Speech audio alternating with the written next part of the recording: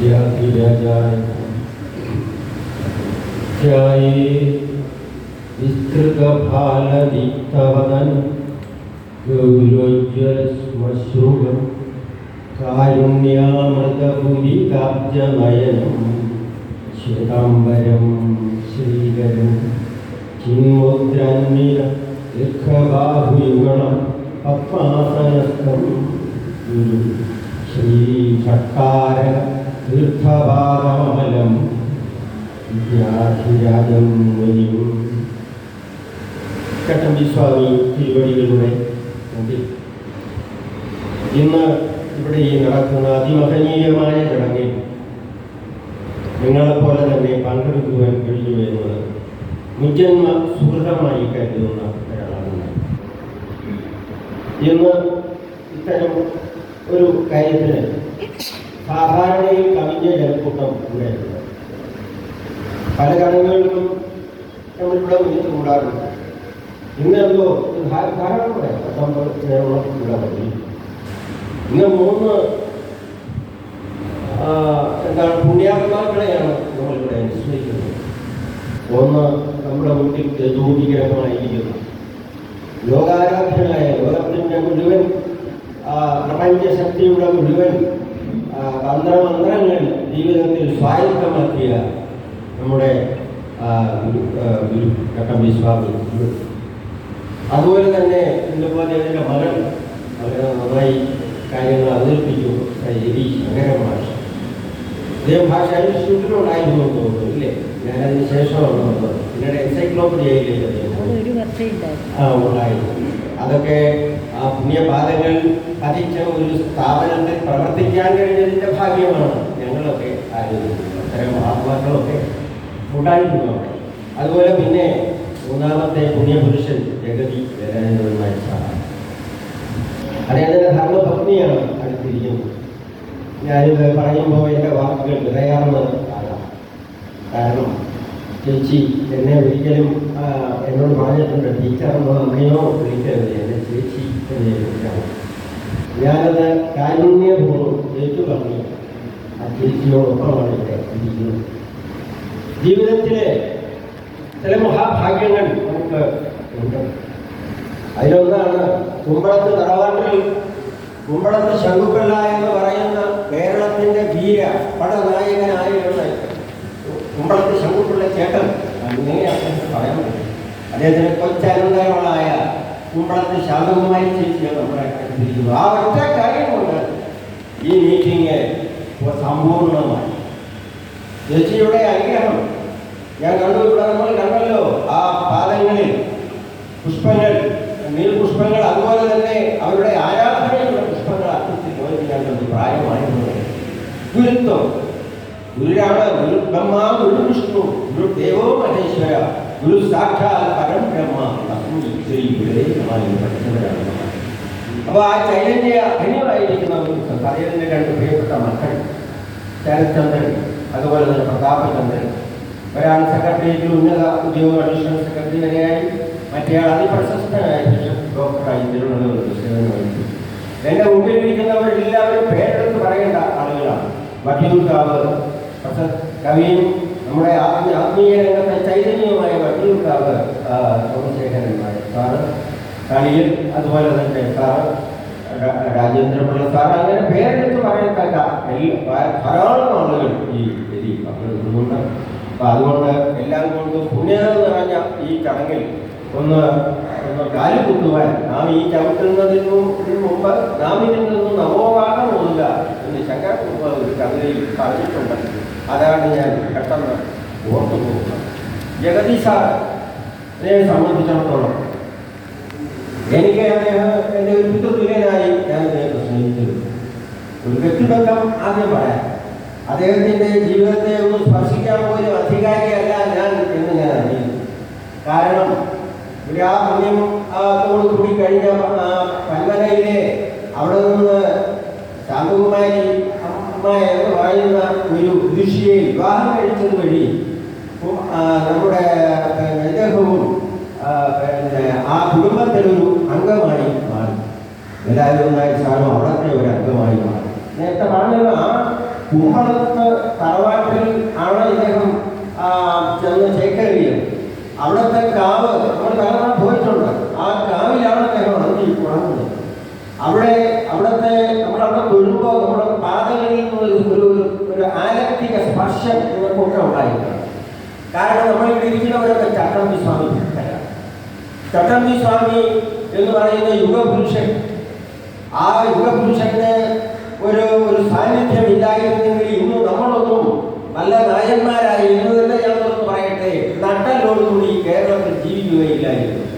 നമുക്ക് അഭിമാനം പകർന്നു തന്നു നമ്മുടെ നമ്പൂതിരിമാരുടെ കീഴക്കടയിലുള്ളവരല്ല, അവരുടെക്കാൾ ഏറെ നിലയിലുള്ളവരാണ് അദ്ദേഹം നമ്മളെ പഠിപ്പിച്ചു. കേരളം നായന്മാരുടെ നാടാണ് അദ്ദേഹം പഠിപ്പിച്ച ആളാണ്. അപ്പോൾ അങ്ങനെയുള്ള ചട്ടമ്പി സ്വാമി തിരുവടികളുടെ പുണ്യം ഏറ്റുവാങ്ങാൻ ഭാഗ്യം കിട്ടിയവരാണ് ചേച്ചിയും അതുപോലെ തന്നെ ജഗതി വേലായുധനായിട്ടാണ്. അദ്ദേഹം 75-ാം വയസ്സിൽ ഞാൻ ആ ജീവചരിത്രവും പരിശോധിച്ചപ്പോൾ 75 വർഷമേ അദ്ദേഹം ജീവിച്ചു. അക്കാലത്ത് വലിയ ആയുസ്സൊന്നും അല്ല. കാരണം ഇവിടെ ഇരിക്കുന്നവരിൽ തന്നെ 70+ ആയിരിക്കും ഭൂരിപക്ഷം. അദ്ദേഹം പറഞ്ഞത് എല്ലാവരും അങ്ങനെയല്ല, 70 പേരൊക്കെ അതിൽ താഴെ യുവാക്കളും കുട്ടികൾ വരെ ഇവിടെ ഇരിക്കും. അപ്പൊ എങ്കിലും അദ്ദേഹം ആ ജീവിച്ച കാലം കുറഞ്ഞ ദിനമെങ്കിലും അർത്ഥദീർഘം എന്നൊരു കവി പാടിയിട്ടുണ്ട്. ശരിയാണ്, കുറഞ്ഞ കാലമേ ജീവിച്ചിരുന്നുള്ളൂ എങ്കിലും അർത്ഥദീർഘമായിരുന്നു അദ്ദേഹത്തിന്റെ ജീവിതം. സദാ പ്രസന്നമായിരുന്ന ഒരു മനസ്സ്. 1925-ലാണ് അദ്ദേഹം ജനിച്ചത്. 2000-ൽ നമ്മെ വിട്ടുപോകുകയും ചെയ്തു. ഒരു മേടം 10-ന്റെ വിശേഷം നമുക്കറിയാവുന്ന ആളാണ് അദ്ദേഹത്തിന്റെ രേവതി നക്ഷത്രം. എല്ലാം കൊണ്ടും പുണ്യശാലിയായിട്ടായിരുന്നു ജനനം. നേമത്ത് കോരിയക്കോട് അയ്യപ്പപിള്ളയുടെയും കാർത്യായനി കല്യാണിയമ്മയുടെയും മകനായിട്ടാണ് അദ്ദേഹം ജനിച്ചത്. അദ്ദേഹത്തിന്റെ വളരെ ഔന്നത്യത്തിലുള്ളൊരു തറവാട് അദ്ദേഹത്തിനുണ്ട്. പാറശാലയിലായിരുന്നു അമ്മയുടെ തറവാട്, പാലക്കാഴ്ച എന്ന വീട്. അവിടെ ഒരു വളരെ പ്രശസ്തനായ അധ്യാപകൻ ഉണ്ടായിരുന്നു, CR കൃഷ്ണപിള്ള. ആരാണെന്ന് അറിയാമോ? ഈ CR കൃഷ്ണപിള്ള നമ്മുടെ മന്ത്രി ആയിരുന്ന, വളരെ പ്രസിദ്ധനായിരുന്ന കളത്തിൽ വേലായുധനായിരുന്ന അച്ഛൻ. ഞാൻ പറയണല്ലോ, വലിയ പാരമ്പര്യത്തിന്റെ അവകാശി. അവരെ അവിടെ വിട്ടിട്ട് നേമത്ത് വന്നു.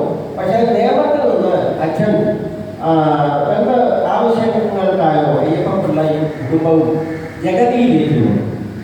അങ്ങനെ നേമം വേലായുധം നായർ അവരുടെയാണ്. ജഗതിയിലെ ഈ കുട്ടിക്കാലം വന്നതുകൊണ്ടാണ് ജഗതി വേലായുധം നായർ ആയത്. കോഴിക്കോട് റൂട്ട് പാറശാലയാണ്. അപ്പോൾ ജഗതിയിൽ കഴിഞ്ഞു. അദ്ദേഹത്തിൻ്റെ വിദ്യാഭ്യാസം ഒക്കെ വളരെ നല്ല നിലയിൽ അദ്ദേഹം പ്രാഥമികമായ വിദ്യാഭ്യാസം നടത്തി. കൃഷ്ണപിള്ള എന്നൊരാളോട് നടത്തിയിരുന്ന ഒരു പ്രാഥമിക വിദ്യാലയത്തിലാണ് പ്രാരംഭ വിദ്യാലയം അദ്ദേഹം നിർവഹിച്ചത്. അതുകഴിഞ്ഞ് അട്ടക്കുളങ്ങര സ്കൂളിൽ അദ്ദേഹം പഠിച്ചു. അട്ടക്കുള പഴയ സ്കൂളുകളാണ്, അട്ടക്കുളങ്ങര സ്കൂളുണ്ട്. ആ സ്കൂളിൽ അദ്ദേഹം പഠിച്ചു. അതിനുശേഷം അദ്ദേഹം MG കോളേജിൽ വിദ്യാർത്ഥിയായി. പിന്നെ യൂണിവേഴ്സിറ്റി കോളേജിൽ BA ഓണേഴ്സ്, ഇപ്പം വീണ്ടും ഓണേഴ്സൊക്കെ തിരിച്ചു വന്നു തുടങ്ങിയില്ലേ, MA തുടങ്ങി. അവിടെ ഒരു വിശേഷം അറിയണമെന്നാണ്. ഈ തൊട്ടയിലേശിലുള്ളവരെന്ന് പറഞ്ഞതുപോലെ അദ്ദേഹം പഠിച്ച ക്ലാസ്സുകളിലൊക്കെ ഒന്നാമതായിട്ടാണ് പഠിച്ചത്. BA ഓണേഴ്സിൽ ഫസ്റ്റ് റാങ്ക്. അതുപോലെ അദ്ദേഹം നേടിയ മാർക്ക്, അതിന് മുമ്പ് കിട്ടിയ സകല മാർക്കുകളെ കടത്തി വെട്ടുന്ന മാർക്കോടുകൂടിയാണ് BA ഓണേഴ്സ് അദ്ദേഹം അന്ന് അവിടെ ജയിച്ചത് എന്ന് പറയുമ്പോൾ അദ്ദേഹത്തിൻ്റെ ആ പ്രതിഭ, അദ്ദേഹത്തിൻ്റെ പഠനത്തിലുള്ള കഴിവ് നമ്മളെ ബോധ്യപ്പെടുത്തുന്നതാണ്. പിന്നീട് അദ്ദേഹം ജോലിയായിട്ട് പലയിടത്തും പത്തനംതിട്ട കോളേജിൽ ഇരുന്നു, ഗവൺമെൻറ് സംസ്കൃത കോളേജിൽ, ആർട്സ് കോളേജിൽ, പാലക്കാട് ഗവൺമെൻറ് വിക്ടോറിയ കോളേജിൽ അവിടെ നിന്നാണ് വിരമിച്ചത് 1979. അവിടെ 55 ബില്യണുണ്ട്. അപ്പോൾ അങ്ങനെ അവിടെ ഇനി ഈ കുമ്പളത്തി ശാന്തകുമാരി അമ്മയും ജഗതി വേലായുധനായിരുന്നു തമ്മിൽ ഒന്നിക്കാനൊരു കാരണം. അത് നമ്മുടെ ഈ കളിയിൽ കേട്ടുമുറിയ പല ആളുകളും അത് എഴുതിയിട്ടുണ്ട്, പല ജീവചരിത്രകാരന്മാരും പറയുന്നുണ്ട്. ഇതൊക്കെ അനുസ്മരിക്കാൻ ഞങ്ങൾക്ക് ഭാഗ്യം കിട്ടുന്നല്ലോ എന്നാണ് ചേച്ചിയോടോ അമ്മയായ ടീച്ചറിനോട് പറയാനുള്ളത്. അവിടെ പ്രൊഫസർ N. ഗോപാലപിള്ള ഞാൻ കണ്ടിട്ടേ ഉള്ളൂ. 75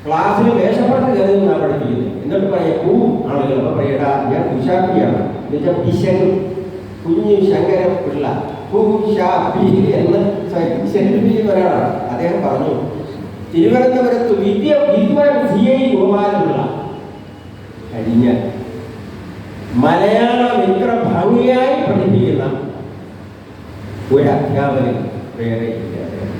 പക്ഷെ ആ അനുഭവം അങ്ങനെ എഴുതിയിട്ടുണ്ട്. അത് തുള്ളലൊക്കെയാണ്.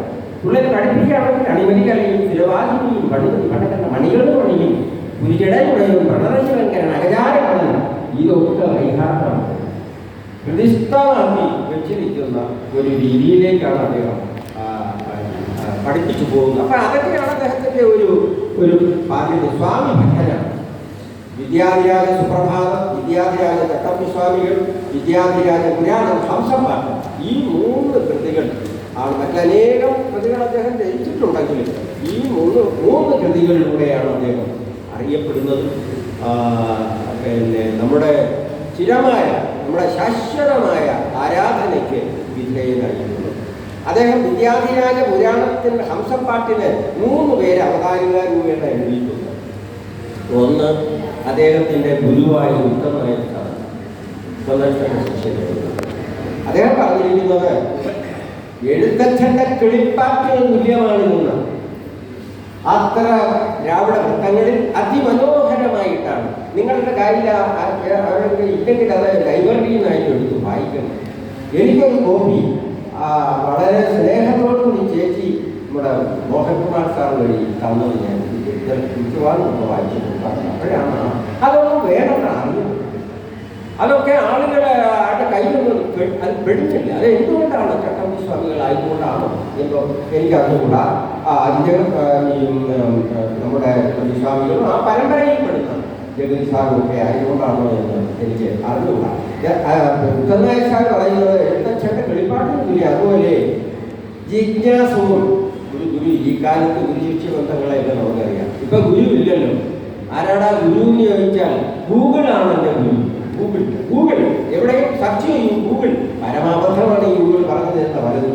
പക്ഷെ ഇതങ്ങനെയല്ല, ഗുരുത്വം ഉണ്ടായിരുന്നു. അപ്പോൾ ഗുരു ജിജ്ഞാസവും കഠിന പ്രയത്നിയുമായ ശിഷ്യൻ.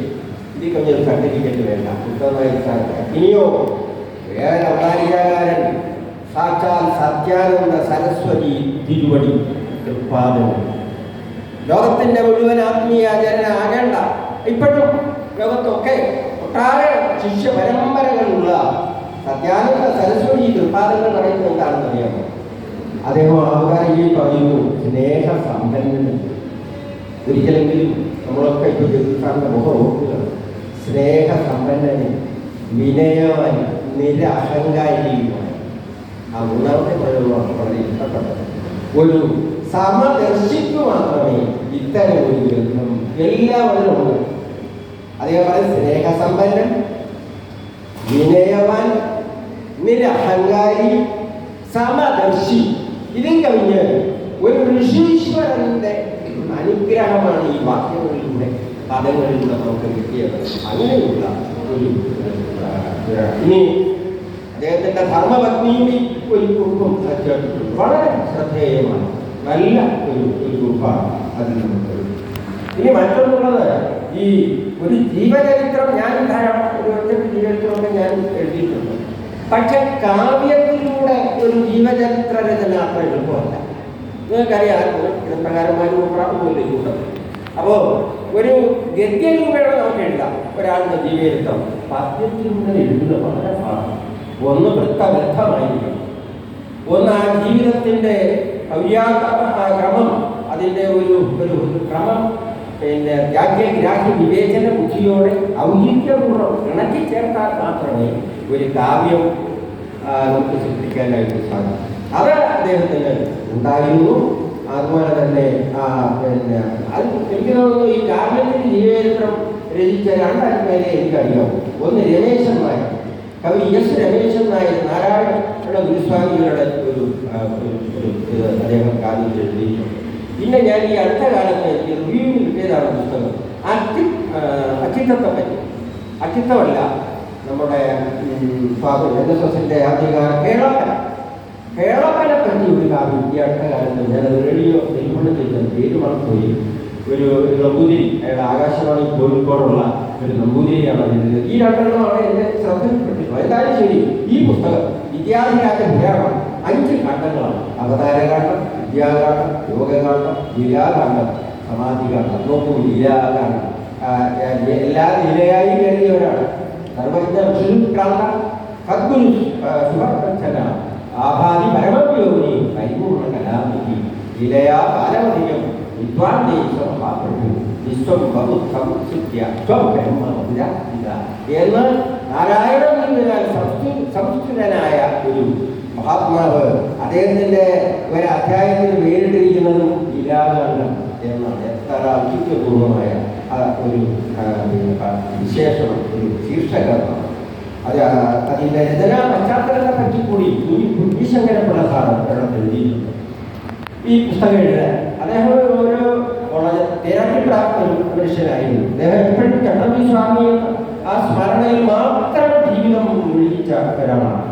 ഒരുതരം ബ്രഹ്മ സായുജ്യം നേടിയ ആളെന്നതിൽ നമുക്ക് അഭിമാനിക്കാവുന്ന ഒരാളാണ്. അതിനൊക്കെ നിമിത്തമായിരുന്നു വഴുതക്കാട്ടെ ഒരു സത്സംഗം. ശങ്കരപ്പിള്ള സാറാണ്. വഴുതക്കാട്ടെ എല്ലാ ദിവസവും വൈകിട്ട് കുറച്ച് ആളുകൾ സന്ധ്യാനേരത്ത് അവിടെ ചൂടുപാടി. മിക്ക ദിവസങ്ങളിലും അവരവിടെ ഇന്നത്തെ നമ്മുടെ ആ ടാഗോറിൻ്റെ ഫ്രണ്ടിലെ ഒരു ഹോട്ടലുണ്ട്. ആ ഹോട്ടലിൻ്റെ വാതിക്കലാണ് അവർ കൂടുന്നത്. ആരൊക്കെ അത് ഗവൺമെൻറ് സെക്രട്ടറി വഴുതക്കാട് കൃഷ്ണപിള്ള. ചട്ടമ്പി സ്വാമികൾ ചെന്ന് അവിടെ താമസിക്കുന്ന വീടാണ് വഴുതക്കാട് കൃഷ്ണപിള്ള. വലിയ അവരൊക്കെ വലിയ ഉന്നതരായ പ്രമാണികളും പോയി ആഠ്യന്മാരായിരുന്നു. അതുകൊണ്ട് മാത്രമായിരുന്നു ജിജ്ഞാസുക്കളായിരുന്നു, വിദ്വാൻമാരായിരുന്നു. ഇനി എഞ്ചിനീയർ ജനാർദ്ദനം, ഒരു ബാലചന്ദ്രൻ നായർ, പങ്കജോട്ടർ ദാമോദരപിള്ള, ചിട്ടി നടത്തിയിരുന്ന ദാമോദരപിള്ള ചേട്ടൻ ഈ പങ്കജോട്ടറിൻ്റെ ഉടമസ്ഥനായിരുന്നു. ഞാൻ കണ്ടിട്ടുണ്ടോ അദ്ദേഹത്തെ? അദ്ദേഹത്തിൻ്റെ മകൻ സുകുമാരപിള്ള, ഡോക്ടർ സുകുമാരപിള്ള ഉപ്പളം റോഡിൽ താമസിക്കുന്നു. മകനല്ല മരുമകൻ, മകളുടെ ഇനി ജഗതി വേല. അപ്പൊ ഈ 6-7 പേര് എല്ലാ ദിവസവും സായന്തനത്തിൽ വെള്ളക്കാട് കൂടി കൺവെൻഷനും പറയണമല്ല. സാധാരണ നമ്മൾ ഇതിനൊക്കെ കൂടാറുള്ളത് ഇത്തിരി പരദൂഷണമോ അങ്ങനെയൊക്കെ ഇത് അങ്ങനെയല്ല, എല്ലാം വിനോദിതമായ സംഭാഷണങ്ങളാണ്. അങ്ങനെ ഒരു സത്സംഗത്തിനിടയിൽ ഇവരാരോ സൂചിപ്പിച്ചു, എന്തുകൊണ്ട് സാറിന് ചട്ടം അത് കാവ്യരൂപത്തിലായിക്കൊണ്ടാണ് കവിയെ. അതൊരു നല്ല പരീക്ഷണമല്ലേ, നല്ല ശ്രമമല്ലേ, അതൊന്ന് ശ്രമിച്ചുകൂടെ? അദ്ദേഹം അംഗീകരിച്ചു, അത് ഏറ്റു. അതുപോലെ തന്നെ അത് ജീവിതത്തിൽ അതൊരു വലിയ ശക്തിയായി അദ്ദേഹം കരുതി. പന്മന ആശ്രമത്തിൽ പോയി അദ്ദേഹം ആദ്യം. അദ്ദേഹത്തിൻ്റെ സർവസ്വവും പന്മനയാണല്ലോ. അവിടെ പോയി സ്വാമി തിരുവടികളുടെ അനുഗ്രഹം തേടി ആദ്യ അധ്യായം എഴുതി തുടങ്ങി. പിന്നെ 2ാം സർഗം എഴുതി തുടങ്ങിയത് എവിടെയാണ്? സാക്ഷാൽ മൂകാംബികാദേവിയുടെ സന്നിധാനത്തിൽ. കൊല്ലൂർ ചേച്ചിയും പോയി കാണുമല്ലോ തീർച്ചയായിട്ടും. അവർ പാർവതീ പരമേശ്വരന്മാരെ പോലെയുള്ളവരാണ്. അവർ 2ആയി നിൽക്കുന്നവരല്ല, ഒന്നും 2 അവിടെ 1 മക്കളും അത് തന്നെയാണ്.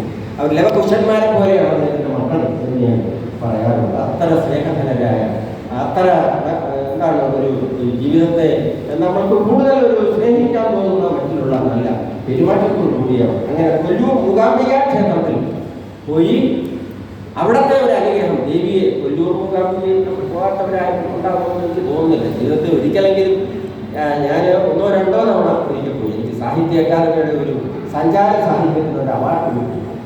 അപ്പം ഞാനൊരു 5-6 സ്ഥലങ്ങളുടെ പേര് എടുത്തു കൊടുത്തപ്പോൾ ആദ്യം കൊല്ലൂരിൽ പോയി തൊഴാം എന്നാണ് കരുതിയത്. അത് കഴിഞ്ഞ് പിന്നെ ഞാൻ ഗോവയിലേക്കൊക്കെ പോയി. അപ്പോൾ അവിടുത്തെ ഇപ്പോഴും പോകണമെന്ന് ആഗ്രഹിക്കുന്ന, പക്ഷേ സാമ്പത്തികം, വീട്ടിൽ നിന്ന് വിട്ടു നിൽക്കാനുള്ള ബുദ്ധിമുട്ട്. മൂകാംബി ദേവിയെ പറ്റി നമ്മൾ പറയുമ്പോൾ നമ്മൾ ആഗ്രഹിക്കുന്ന എന്തും നടക്കുന്ന ഒരു ക്ഷേത്ര സങ്കേതമാണ് മൂകാംബിക. അവിടെ ഉണ്ടായിരുന്നു. നമ്മുടെ എന്തായാലും അവിടെ മൂകാംബിക ദേവിയെ പോയി തൊഴുതു. പിന്നെ അപ്പം വീണ്ടും ആ രചനയ്ക്ക് ശക്തി കൂടി. ദേവീ ദേവന്മാരുടെ അനുഗ്രഹം കിട്ടിയിരിക്കുകയാണ്, കുടുംബ പരദേവതകളുടെ അനുഗ്രഹം കിട്ടിയിരിക്കുകയാണ്. ധർമ്മപത്നിയുടെ ആ തറവാട്ടിൻ്റെ നാടകവുമായിരുന്ന ചാന്തചേച്ചി എന്ന് പറയുന്ന അവിടുത്തെ എന്താണ് സ്ത്രീ ശക്തിയുടെ അനുഗ്രഹവും കൂടി അദ്ദേഹത്തിന് കിട്ടി. അതെല്ലാവരും അദ്ദേഹം വളരെ കുറച്ച് കാലം കൊണ്ട് അത് തീർന്നു. അത് മാത്രമല്ല, അതങ്ങനെ രചിച്ചുകൊണ്ടിരിക്കുമ്പോൾ ഈ അഭയദാശ്രമത്തിൽ അദ്ദേഹം വരും. ഇവിടെ വെള്ളിയാഴ്ച തോറും സത്സംഗം ഉണ്ടായി. ഇപ്പോഴുണ്ടോ എന്ന് ചോദിച്ചാൽ ഞാൻ പണ്ട് വന്നിട്ടുണ്ട്. ഇതിൻ്റെ 2ാം നിലയിൽ ഇവിടുത്തെ വേദാനന്ദ സ്വാമികൾ ചോദ്യത്തിന് ഉത്തരം പറഞ്ഞ് ഞാൻ ഇതിനാണ് പത്രപ്രവർത്തകനായിരുന്നു. ഞങ്ങളൊരു 5-6 പേര് എല്ലാ ദിവസവും ഇവിടെ വൈകിട്ട് മിക്കവാറും വരികയും സ്വാമിയുമായി സംസാരിക്കാൻ ഒക്കെ ഒരു ഭാഗ്യം കിട്ടിയിട്ടുണ്ട്. അതുപോലെ ഈ സത്സംഗം അങ്ങനെ നടന്നിരുന്നു. അവിടെ ഇത് അവതരിപ്പിച്ചു. ഇത് ഈ അവതരിപ്പിച്ചു. അത് എങ്കിലും അദ്ദേഹത്തിൻ്റെ ജീവിതകാലത്ത് ഈ പുസ്തകം അച്ചടിച്ചു കഴിഞ്ഞില്ല. ധാരാളമായി പ്രചരിക്കുകയും അല്ലാതെ തന്നെ വാക്കുകൾ വാങ്മയമായി അത് അച്ചടി രൂപത്തിൽ വന്നില്ല. അത് എന്തായാലും അദ്ദേഹം 2000 അദ്ദേഹം അന്തരിച്ചു. അതിനുശേഷം അദ്ദേഹത്തിൻ്റെ ധർമ്മപത്നി കുമ്പളത്തി ശാന്ത ചേച്ചി യുടെയും മക്കളുടെയും ഉത്സാഹത്തിലുള്ള ഗ്രന്ഥരൂപമായി ഇന്നതാണ് നമ്മുടെ കയ്യിൽ പ്രചരിപ്പിച്ചു. അപ്പോൾ അതിനുശേഷം അതിന് പല അവാർഡുകളും കിട്ടി. അങ്ങനെ ഒരു പുണ്യാത്മാ അതിനൊരു പ്രവർത്തനങ്ങൾക്ക് തീർച്ചയായും ഒരു അംഗീകാരം കിട്ടി എന്ന് പറയുന്നത് ഒരു വലിയ കാര്യമാണ്. അപ്പോൾ അതുപോലെയൊക്കെയുള്ള മഹാത്മാക്കളെ സ്മരിക്കുന്ന ഒരു കാര്യത്തിൽ ഒരു കാര്യം കൂടി പറയണം. ഇതൊക്കെ തിരുവനന്തപുരത്ത് ഇതൊക്കെ സംഘടിപ്പിക്കുക വലിയ ബുദ്ധിമുട്ടാണ്. ആളെ കിട്ടില്ല. ഇന്നിതാ ഒരു 10 പേര് ഇവിടെ വന്നിരിക്കും. ബാബു എന്ന് ഞങ്ങളൊക്കെ വിളിക്കുന്ന മോഹൻകുമാർ സാറേന്ന് വിളിക്കണമെന്ന് അദ്ദേഹവും പറഞ്ഞിട്ടുണ്ട്. പക്ഷേ ഞാൻ അങ്ങനെ വിളിച്ചു. പക്ഷേ അനിയൻ്റെ പ്രായമുള്ളായിരിക്കും ഇത്ര മികച്ച സംഘാടകർ. അവരുടെ ജ്യോതീന്ദ്രകുമാർ അങ്ങനെ മുഴുവൻ അവർ 2 പേരും നേരത്തെ പറഞ്ഞ ശ്രീരാമകൃഷ്ണൻ പോലെ തന്നെയാണ്. അവർ സകല കാര്യങ്ങളിലും അവർ ഒന്നിക്കുന്നില്ല. അപ്പോൾ കുമാർ സാറിൻ്റെയും ബാബു സാറിൻ്റെയും ഒക്കെ ഉത്സാഹത്തിൽ ഇവിടെ തിരുവനന്തപുരത്ത് പല ചടങ്ങുകളും നടന്നിട്ടുണ്ട്. അതേപോലെ ആശ്രമം നടത്തി വെള്ളക്കാട്. അത് ഒരു നിർവാഹവും ഇല്ല, മുമ്പോട്ട് കൊണ്ടുപോകാൻ വയ്യാതെയാണത് നിർത്തിയത്. വിളക്ക് അവിടെ സൂക്ഷിച്ചിട്ടു. ഞാൻ പലതവണ അവിടെ പോയി ഭഗവാനെ പ്രാർത്ഥിച്ചിട്ടുണ്ട്.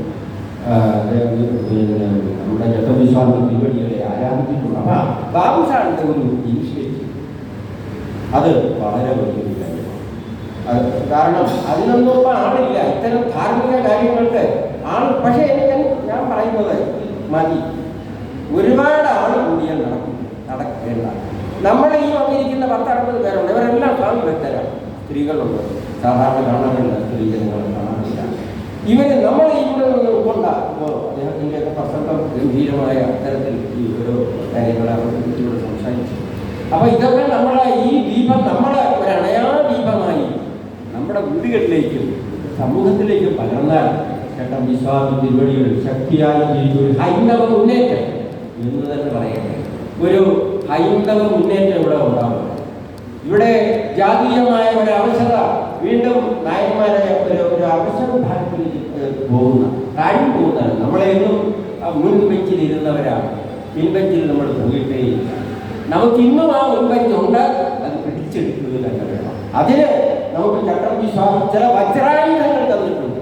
വേദാധികാര നിരൂപണം, പ്രാചീന മലയാളവും ഒക്കെ തന്നെ ആദിഭാഷയും ഒക്കെ. തമിഴ് ആദിഭാഷയിലൊക്കെ അദ്ദേഹം പറയുന്നത് തമിഴാണ് ആദിഭാഷ. നമ്മൾ തമിഴരാണ്. 100 കൊല്ലത്തിന് മുമ്പ് വരെ നമ്മൾ തമിഴാണ് എഴുതിയിരുന്നത്. അപ്പൊ അങ്ങനെയുള്ള നമ്മുടെ പൈതൃകത്തെ ഉണർത്തി ഉജ്ജ്വലിപ്പിച്ച് അഗ്നിസാരമായി ശോഭ പടർത്തി എടുത്ത ഒരു വീരാത്മാവോ പുണ്യാത്മാവോ ആണ് ഘട്ടം സ്വാമി. അദ്ദേഹത്തിന്റെ പഠനത്തെ ശിക്ഷനാണ് ജഗതി ഇവിടെ ഇരിക്കുന്ന പല ആളുണ്ട്. അപ്പോൾ നേരിട്ട് ദൈവത്തിന്റെ അനുഗ്രഹം വാങ്ങാനും ഒക്കെ കഴിഞ്ഞ ഒരു ഞാൻ ദീർഘമായി സംസാരിക്കുന്നില്ല. ഇനിയും ആളുകൾ സംസാരിക്കാറുണ്ട്. എന്തായാലും ജഗതി സാറിനെ പോലുള്ള ഒരു പറയുമ്പോൾ ഒരു കാര്യം പറഞ്ഞ അദ്ദേഹത്തെ പറ്റി ഓർക്കുമ്പോൾ എൻ്റെ മനസ്സിൽ ഓർമ്മ ഒരു കാര്യമില്ല. ഉത്സാഹിനം പുരുഷസിംഹം ഉഭൈരി ലക്ഷ്മി. ഇത് ഘടകർപ്പര കാവ്യം എന്നൊരു കാവ്യമുണ്ട്. ഘടകർപ്പരൻ എന്ന കവി, സംസ്കൃത കവി എഴുതിയ കാവ്യത്തിന്റെ പേര് ഘടകർപ്പര കാവ്യം എന്നാണ്. അതിൽ അദ്ദേഹം പറയുകയാണ് ഉത്സാഹിനം പുരുഷസിംഹം ഉഭൈരി ലക്ഷ്മി. ഉത്സാഹിയായ പുരുഷസിംഹം, പുരുഷനാകുന്ന സിംഹം ലക്ഷ്മിയെ ഉപരിക്കുന്നു, ലക്ഷ്മിയെ സമീപിക്കുന്നു, ലക്ഷ്മിയുടെ അനുഗ്രഹം നേടുന്നു. ഉത്സാഹിയായ പുരുഷസിംഹമായിരുന്നു ജഗതി വേലായുധൻ. അതിനു വേണ്ട ആവേശം, അതിനു വേണ്ട ശക്തി നേർപാതിയായി നൽകിയയാളാണ് നമ്മുടെ അടുത്ത് ഇരിക്കുന്ന ഈ ഒരു പുണ്യവതിയായ അമ്മയോ ചേച്ചിയോ ഒക്കെയാണ് പണത്തിൽ ശാന്തതയാണ്. അവരുടെ സൽപുത്രന്മാർ ഇവിടെ വന്നിട്ടുണ്ട്. മാത്രമല്ല അവരുടെ കുടുംബിനിമാർ വന്നിട്ടുണ്ട്. അപ്പോൾ അങ്ങനെയൊക്കെ ഒരുപാട് പിന്നെ നന്മ നിറഞ്ഞ ഈ ഒരു യുഗത്തിൽ നമ്മുടെ ഈ യുഗം കഴിഞ്ഞ് പുറത്ത് പോകുമ്പോൾ കുറെ കൂടി ചട്ടമ്പി സ്വാമികളുടെയും ജഗതി വേലായുധനായക്കാരുടെയും പാരമ്പര്യം നമ്മൾ പുലർത്തണം. നമ്മൾ അങ്ങനെ കാണാമറയത്തിരിക്കേണ്ടവരല്ല. നമ്മുടെ രംഗത്തിറങ്ങി നമ്മുടേതായ പ്രതിഭകൾ, നമ്മുടേതായ കഴിവുകൾ ഉണർത്തി നമ്മൾ കൂടുതൽ ഒരു ഈശ്വരാരാധനയോടെ പിന്നെ ഇത്തരം ഗുരുതരോടുകൂടി മുമ്പോട്ട് പോകേണ്ടവരാണെന്നൊരു ഓർമ്മയുണ്ടായാൽ അത് മതി ബാബു സാറിന് തൃപ്തിപ്പെടാൻ. അദ്ദേഹം ഇതേ ആഗ്രഹിക്കുന്നുള്ളൂ. സമ്പത്തിനോ പ്രതാപത്തിനോ അദ്ദേഹം ഈ സ്റ്റേജിലെങ്കിലും കയറി ഇറങ്ങി വരുന്നില്ല. ഇതൊന്നും പേരല്ല അദ്ദേഹത്തിന് ആഗ്രഹം. കാര്യങ്ങൾ നടക്കില്ല. അങ്ങനെ ഒരാൾ ഉണ്ടായി എന്നുള്ളത് പുണ്യമാണ്. അതിന് ജോലീന്ദ്രകുമാർ സാറിനെ പോലെ വളരെ ശ്രേഷ്ഠത ഏറെ ബഹുമാനിക്കും സ്നേഹിക്കുന്ന ഒരാളിൻ്റെ പിന്നെ വേറെ പലരും ഞങ്ങളിവിടെ കണ്ടുവാക്കുക ഇങ്ങനെയുള്ള ആളുകളുണ്ട്. പല രവീന്ദ്രനാഥ് സാറുണ്ട്. പല ആളുകളും ഈ വേദിയിൽ വന്നിരിക്കുന്നു. എല്ലാവരെയും കാണുകയും വണങ്ങി എൻ്റെ വാക്കുകൾ കേട്ടതിലുള്ള ഒരു സന്തോഷവും സംതൃപ്തിയും അറിയിച്ചുകൊണ്ട് ഞാൻ രവീന്ദ്രനാഥ് സാറിൻ്റെ ആത്മാവിനെ നിത്യശാന്തി ചെയ്യുന്നു. അദ്ദേഹത്തിന് മരണമില്ലാത്ത കവിയാണ്, മരണമില്ലാത്ത സ്വാമി ഭക്തനാണ് ജഗതി വേലായുധൻ. എനിക്ക് ഇങ്ങനെ ഇത്തരം അവസരത്തോളം എൻ്റെ ആത്മമിത്രമായ ബാബു സാറിന് നന്ദി പ്രകാശനം ചെയ്തു. ഞാൻ നന്ദി, നമസ്കാരം.